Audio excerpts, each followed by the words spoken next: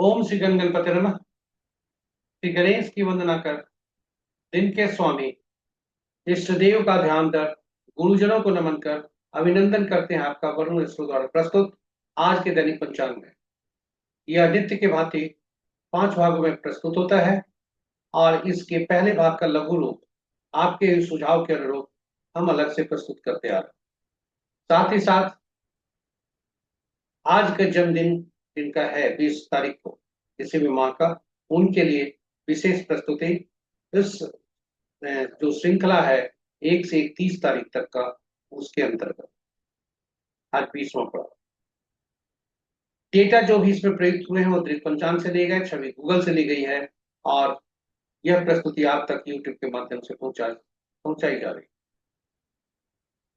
पंचांग एक प्रकार का ऐसा शब्द है जो 5 अंगों से बना है, किंतु अशुभ और शुभ मुहूर्त तक ही हमें लेकर जाता है। तो यहां बताते चलें कि पंचांग उससे कहीं बढ़कर है। यह हमारे जीवन में अहम भूमिका अदा करता है। यह शुभ मुहूर्त केवल शुभ मुहूर्त जानने का माध्यम नहीं है, हमारे निर्णय क्षमता को सुदृढ़ करता है, हमें आत्मबल देता है। पंचांग प्रकृति और ब्रह्मांड की ऊर्जा के साथ संतुलन स्थापित करने में सहायक होता है, जिसके फलस्वरूप हमारे जीवन में शांति, समृद्धि और सकारात्मकता का संचार होता है। अतः पंचांग का अनुसरण करके हम अपने जीवन को अधिक सफल और समृद्ध बना सकते हैं। तो चलिए, चूंकि पंचांग के हमारे जीवन में अहम भूमिका है, महत्वपूर्ण भूमिका अदा करता है पंचांग, पंचांग का अनुसरण करके हम अपने जीवन को अधिक सफल और समृद्ध बनाएं। साथ ही साझा करें यह प्रस्तुति को अपने मित्रों, परिजनों, शुभेच्छुओं के संग, ताकि वे भी पंचांग का अनुसरण करके अपने जीवन में शांति, समृद्धि और सकारात्मकता का संचार सुनिश्चित करें और अपने जीवन को अधिक सफल और समृद्ध बना सकें। तो ये रहे हमारे परिचय का, प्रस्तुति का तो आरंभिक भाग। पहले भाग में आपको ले चलते हैं जो मुहूर्त और ग्रहों के गोचर से संबंधित। तो आज का दिनांक 20 जून 2025, महासार, पक्ष कृष्ण, शाखा संवत 1947 विश्वसु, विक्रम संवत 2082 कलायुक्त, कलयुग का 5136वां वर्ष, सूर्योदय 4:59 पर, सूर्यास्त 6:43।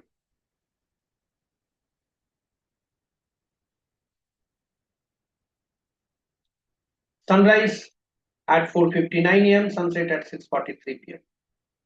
आज का दिशा शूल पश्चिम है, फिर भी इस दिशा में यात्रा करने को बाध्यता हुई तो जौ खाकर या दूध का सेवन कर यात्रा में शुभ फल। पंचांग के 5 अंक: वार शुक्रवार, तिथि प्रातः 9:49 तक नौमी, उसके बाद 10वीं, नक्षत्र रात्रि 9:45 तक रेवती, उसके बाद अश्विनी, योग देर रात्रि 11:47 तक शोभन, उसके अतिगंठ, और करण प्रातः 9:49 तक गर्भ, उसके बाद रात्रि 8:36 तक वनिज, और उसके बाद विष्टि भद्रा। महत्वपूर्ण मुहूर्त में ये रहे हमारे पंचांग के 5 अंक। महत्वपूर्ण मुहूर्त में जाने के पूर्व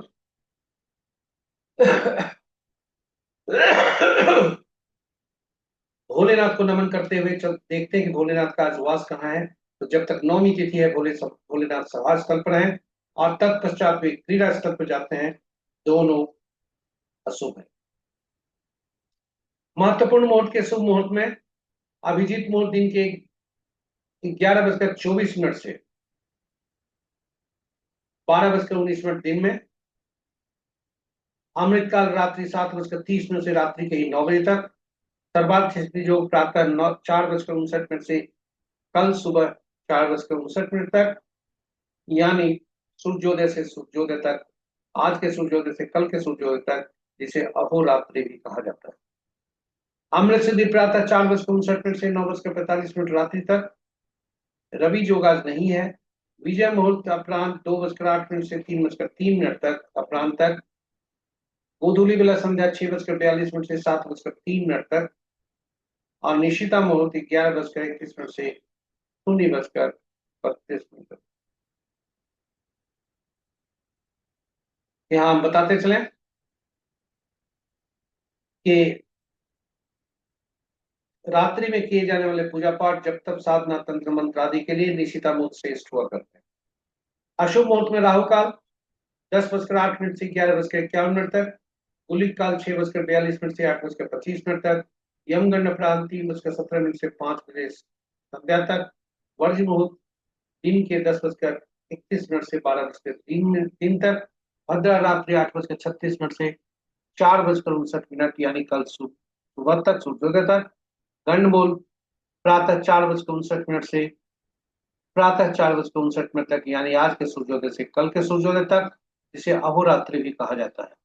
पंचक आज 4:59 यानी सूर्योदय से आज रात्रि 9:45। तो ये रहे हमारे अशुभ मुहूर्त।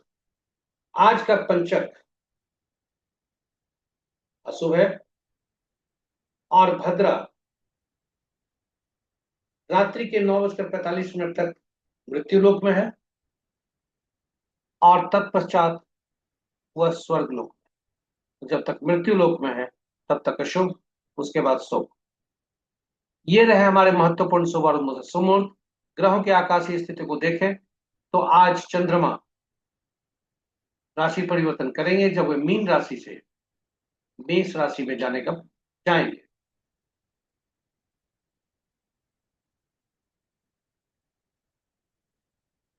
और यह रात्रि 9:45 तक चंद्रदेव अपना राशि परिवर्तन करेंगे।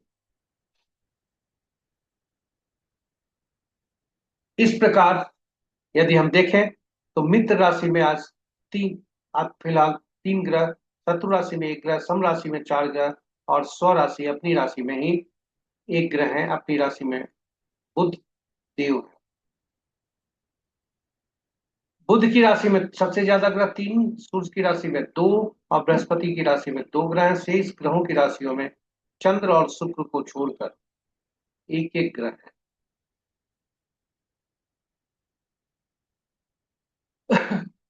ग्रहों नक्षत्रों की शक्ति को देखें यदि, तो मित्र नक्षत्र में 4 ग्रह, शत्रु नक्षत्र में 1 ग्रह, सम नक्षत्र में 2 ग्रह और अपने नक्षत्र में 2 ग्रह हैं।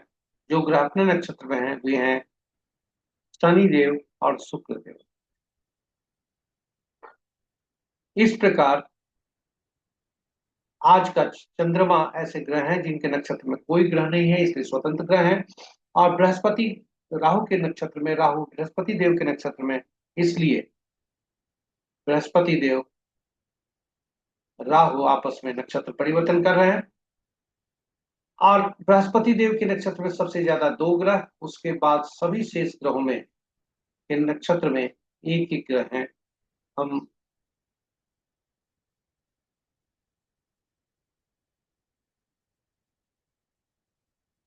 सभी ग्रहों के नक्षत्र में एक एक ग्रह हैं।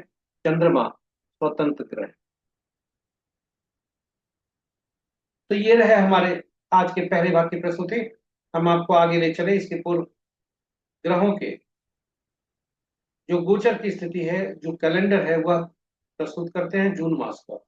बुधदेव 22 जून 2025 को 21:09:33 पर राशि परिवर्तन करेंगे। शुक्रदेव 29 जून को 2:17 पर वो राशि परिवर्तन करेंगे। बृहस्पति देव 9 जुलाई तक अस्त रहेंगे। चंद्रदेव 24 जून से 26 जून तक अस्त रहेंगे। तो ये रहे ग्रहों के गोचर की तालिका पूरे जून मास तक।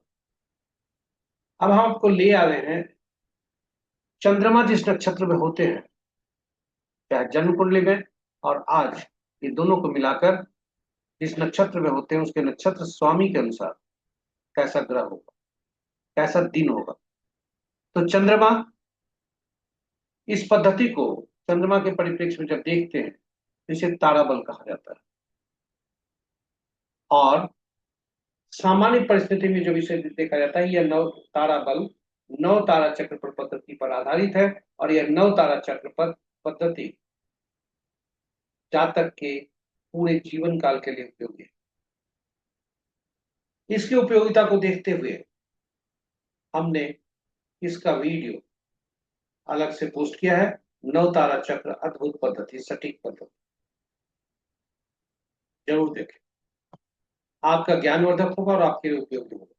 तो हम आगे से ही अग्रिम जान सकते हैं कि कौन सी महादशा मेरे लिए खराब है, कौन सी महादशा मेरे लिए अच्छी है, और उसके अनुरूप हम कार्य कर शुभता को ज्यादा बढ़ा सकते हैं, अशुभता को कम कर सकते हैं।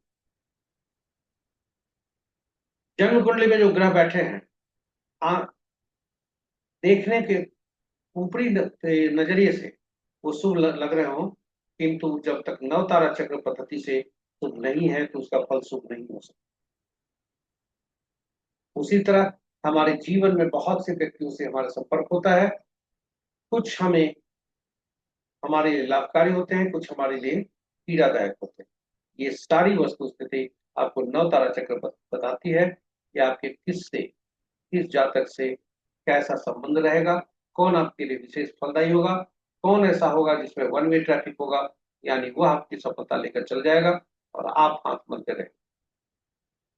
ये सारे पद्धति नवतारा चक्र से पद्धति से प्रस्तुत होती है। तो आज का जो संक्षिप्त परिचय नवतारा चक्र पद है, क्योंकि ग्रहों के मन नक्षत्र ही होते हैं, इसलिए ग्रहों को नक्षत्र को जोड़ने के लिए सभी नक्षत्रों को 3 श्रेणी में रखा गया। पहला श्रेणी में एक पहला से 9वां नक्षत्र तक, दूसरा श्रेणी में 10वां से 18वां तक, तीसरा से 19वां तक से 27 तक। और ग्रहों को उनके ग्रहों को महादशा के क्रम में रखा गया। केतु, शुक्र, सूर्य, चंद्रमा, मंगल, राहु, बृहस्पति, शनि, बुध। और अब हर श्रेणी में से पहला नक्षत्र जो हुआ, यानी पहला नक्षत्र अश्विनी, 10वां नक्षत्र माघा, तीसरा नक्षत्र मूला, इसका स्वामित्व केतु देव, पहला ग्रह केतु देव को दिया गया। और इसी क्रम में बढ़ते हुए 9वां, 18वां, 27वां नक्षत्र का जो स्वामी बने वे बुध।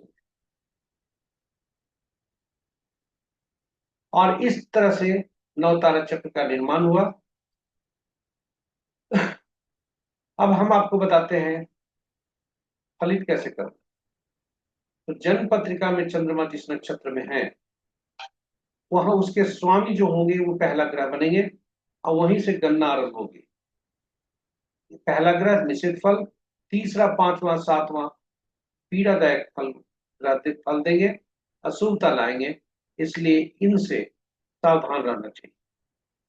वहीं दूसरा, चौथा, छठा, आठवां, 9वां ग्रह शुभ फलदायी होते हैं। तो ये रहे हमारे नव तारा चक्र पर संक्षिप्त परिचय। और इसी पर चंद्रमा के परिप्रेक्ष्य में तारा चक्र होता है। और तारा चक्र की परिभाषा के लिए तारा बल से कहते हैं। तारा बल के अनुसार आज का परिपक्ष, आज का चंद्रमा के गोचर के अनुसार कैसा फल होगा। तो इस गोचर में चंद्रमा नक्षत्र के अनुसार देखे जाएंगे, यानी जन्म कुंडली में चंद्रमा किस नक्षत्र में है और आज चंद्रमा किस गोचर में। तो पहला भाग जो होता है, यानी ऊपर का भाग, वह चंद्रमा के गोचर को दिखाता है। और बाएं साइड में क्रम संख्या जो रो में है, वह जातक का जन्म नक्षत्र बताता है। तो चलिए इसके समझने की कोशिश करते। आज का चंद्रमा रेवती नक्षत्र में है। उसके बाद वे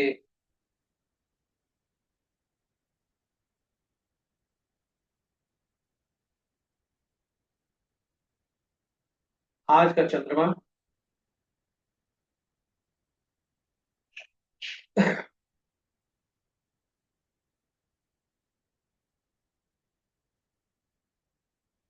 आप देखें तो रेवती नक्षत्र में 9:45 तक। उसके बाद वे अश्विनी नक्षत्र में जाते हैं। तो हम कॉलम में दर्शाया गया है कि किस नक्षत्र में, और जिस नक्षत्र में हम जन्मे हैं उसके रो से पकड़ते हैं। उदाहरण स्वरूप, यदि हम मेरा जन्म भरनी, पूर्वा फाल्गुनी या पूर्वा शारद नक्षत्र में हुआ है, जिसके स्वामी शुक्र बनते हैं, तो वे मित्र नक्षत्र में होंगे और मित्र ग्रह में होंगे और अति मित्र ग्रह में होंगे, दोनों भागों में चंद्रमा के गोचर में। यह शुभ फलदायी है। वही यदि हमारा चंद्र प्रीति का उत्तरा फाल्गुनी उत्तराषाढ़ हुआ है, तो पहला भाग में बहुत पीड़ा देगा और दूसरा भाग शुभ फलदायी होगा। और इसी तरह से हम सभी रो को और कॉलम को मिलाते हैं और फल की स्थिति से अवगत होते हैं। यहाँ हम बताते चले कि कुछ लोग सुझाव दिए थे कि उपाय क्या है, परिहार क्या है। तो परिहार के तौर पर यदि देखा जाए कि यदि आपका मुहूर्त आज का जन्म के नक्षत्र में आया है, तो पीला कद्दू या पत्ते वाली सब्जी का दान करें। यदि विपत में आया है तो गुड़ का दान करें। यदि प्रत्यरी है तो नमक का दान करें। और यदि नैधन्य है तो उस मुहूर्त को त्याग दें, उपयोग नहीं करें, क्योंकि उसका फल अशुभ ही देगा। यदि बहुत मजबूरी हो तो तिल सहित स्वर्ण का दान करें और शुभता लाए। यहाँ बताते चले कि यह जो उपाय है, परिहार है, यह पुष्ट है, इसकी कहीं से कंफर्मेशन नहीं है, इसलिए इसके हमने इंटरनेट से लिया है। तो कृपया सावधान रहें इसका प्रयोग करने में। हम यही सलाह देंगे कि इन मुहूर्तों को त्याग देना चाहिए। तो ये रहे हमारे चंद्रमा आज किस नक्षत्र में, उसके अनुसार कैसा फल रहने की संभावना है। और अब हम आपको ले चलते हैं चंद्रमा जिस राशि में है उसके अनुसार कैसा फल होगा। याद रखें, चंद्रमा जिस राशि में है उसका फल देखते हैं, न चंद्र की चंद्रमा, न कि लगन से देखते हैं। तो चंद्रमा आज राशि परिवर्तन भी कर रहे हैं। रात्रि के 9:45 तक राशि परिवर्तन है उनका। फिलहाल वे मीन राशि में, तो जब तक मीन राशि में है तब तक वृषभ, मिथुन, कन्या, तुला, मकर तथा मीन राशि वाले के लिए दिन उत्तम होगा। और मेष राशि में जाने के बाद चंद्रमा मेष में, मिथुन में, कर्क में, तुला वृश्चिक में और कुंभ में उत्तमता के संकेत दे रहे हैं। वहीं चंद्रमा मेष राशि में जाने के बाद मेष राशि वाले के लिए मिथुन, कर्क, तुला, वृश्चिक और कुंभ राशि को उत्तमता का फल दे। तो ये इसे चंद्र बलम कहा जाता है और इसकी उपयोगिता भी अच्छी खासी। तो आप अपने चंद्रमा जिस राशि में है उसके अनुसार फलित देखें, चंद्रमा जिस नक्षत्र में है उसके अनुसार फलित देखें और शुभता को सुनिश्चित करें। अब आपको ले चलते हैं चौघड़िया ज्योतिष चौथे प्रस्तुति। चौघड़िया ज्योतिष एक प्रकार का मुहूर्त होता है, शुभ और अशुभ मुहूर्त बताता है। किसी भी कार्य को करने के लिए इसका उपयोग किया जाता है, तो चाहे वो पूजा पाठ हो या कोई किसी का नया कार्यक्रम हो, दुकान आदि खोलने का या कुछ भी शुभ काम, तो उस ऐसे उस मुहूर्त को देखा जाता है। और यदि कोई जातक कोई उचित मुहूर्त को नहीं देख पाया, नहीं देखना चाहता हो, तो कम से कम शुभ काम करने के लिए जो चौघड़िया है इसका, उसका उपयोग जरूर करना। इसकी उपयोगिता काफी अच्छी खासी है, अच्छी है। इसलिए हमने YouTube पर यूटिलिटी ऑफ चौघड़िया अंग्रेजी में और हिंदी में चौघड़िया की उपयोगिता अलग अलग पोस्ट डाली। आप उसे सुने, समझें और पालन करें। साथ ही साथ यह सुनिश्चित करें कि आपके लिए सुनिश्चित शुभता ही शुभता रहे आपके जीवन में। चौघड़िया का जब प्रयोग करते हैं, संक्षिप्त परिचय में हम बता दें कि कुल 7 चौघड़िया 8 चौघड़िया हुआ करते हैं। 8 चौघड़िया दिन के, 8 चौघड़िया रात के, किंतु 27 दिन साथ ही होते हैं, इसलिए साथ ही चौघड़िया का नामकरण हुआ।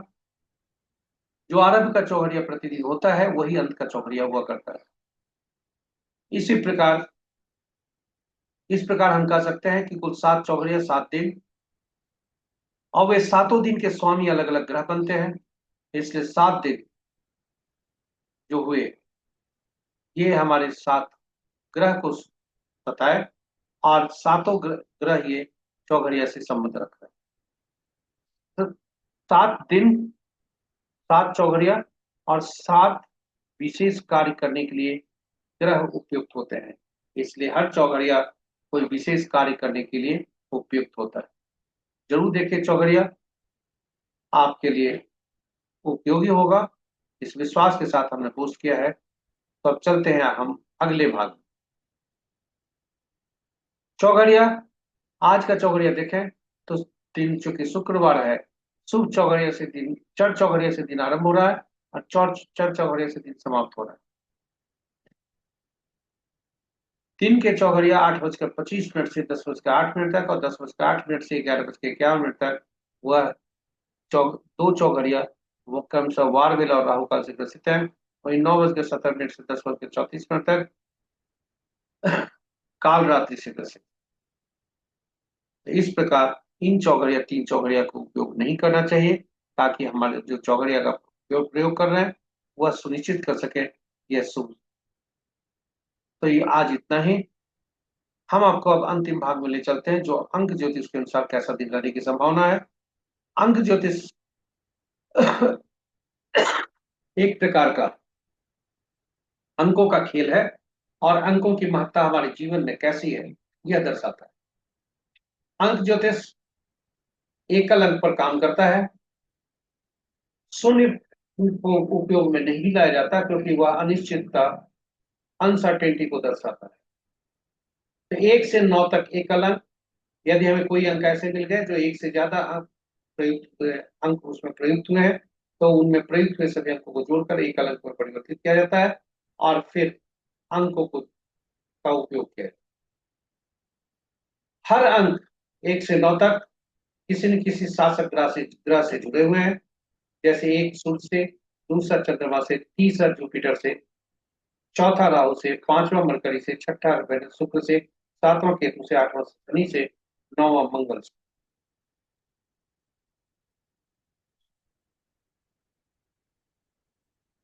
और हमें जब शब्दों के समूह मिलते हैं, तो शब्दों के समूह में प्रयुक्त हुए शब्दों को भी अंकों में परिवर्तित किया जाता है, और इसके लिए हर शब्द अक्षर का अंकीय मूल्य होता है।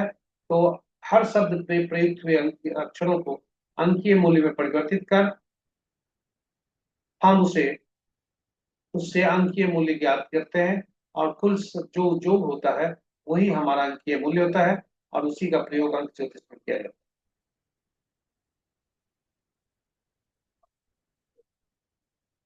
इस प्रकार देखिए, आज का दिनांक 20/6/2025 है, और आज का मूलांक यदि कहें तो 2 है, क्योंकि 20 का योग करने पर 2 होता है, और बाकी अंकों को, सभी अंकों को जोड़ने से 8 होता है। 8 अंक का किसी के साथ दोस्ती नहीं है। न्याय व्यवस्था में, क्योंकि शनि देव न्याय के देवता हैं, न्याय देवता किसी भी अंक से दोस्ती नहीं करते। इसलिए शासक ग्रह 1/10/1928, 2/11/2029, चंद्रमा सूर्यदेव 1/10/1928 के स्वामी, चंद्रमा 2/11/2029 के स्वामी, 3/12/2130 के स्वामी बृहस्पति देव, और 4/13/22/31 का स्वामी राहु देव। ये सभी अति शत्रुता का संबंध है इनका 8 अंक से, इसलिए इनके लिए सावधान रहने की जरूरत है। 8, 17, 26 तारीख को जन्मे जातक जिनका मूलांक 8 होता है, उनके लिए भी परेशानी का विषय है। 9 मूलांक वाले, 9, 18, 27 जिनका जन्म तिथि होता है, यदि वे उनका मूलांक 9 है और 8 से जुड़ते हैं, तो उनके लिए दिन उत्तमता के संकेत नहीं है, क्योंकि आपस में शत्रुता का संबंध है। और इस प्रकार हम अशुभता लाते हैं जुड़कर 8 अंक वालों से, इन खास करके मूलांक वालों से।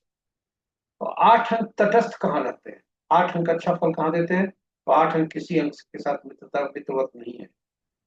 5 मूलांक वाले जिनका जन्म तिथि 5, 14, 23 तारीख को हुआ था किसी भी माह का, और 6 तारीख, 6 मूलांक वाले 6, 15, 24 तारीख होता है किसी माह का, उनका जन्मदिन।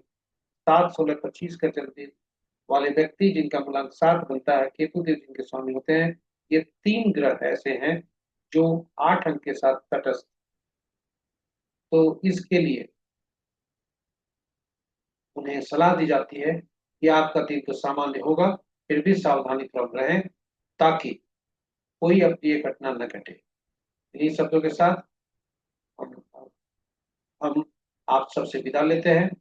हमारे साथ बने रहने के लिए बहुत बहुत धन्यवाद। यह प्रस्तुति YouTube के माध्यम से आपको पहुंचाई गई। यदि आप पहली बार प्रस्तुति को देख रहे हैं तो हमारे चैनल को सब्सक्राइब करें, साथ ही साथ नोटिफिकेशन बटन को दबा दें। साझा करें अपने मित्रों, परिजनों, शुभेच्छुओं के बीच में, ताकि वे हर प्रस्तुति का फायदा उठा सके, अपने जीवन में पूर्णता ला सके। इन्हीं शब्दों के साथ मां लक्ष्मी तथा शुक्रदेव की आराधना करते हुए, उनको नमन करते हुए आपसे विदा लेते हैं। धन्यवाद। आपका दिन शुभ हो। जय शुक्रदेव, जय मां लक्ष्मी।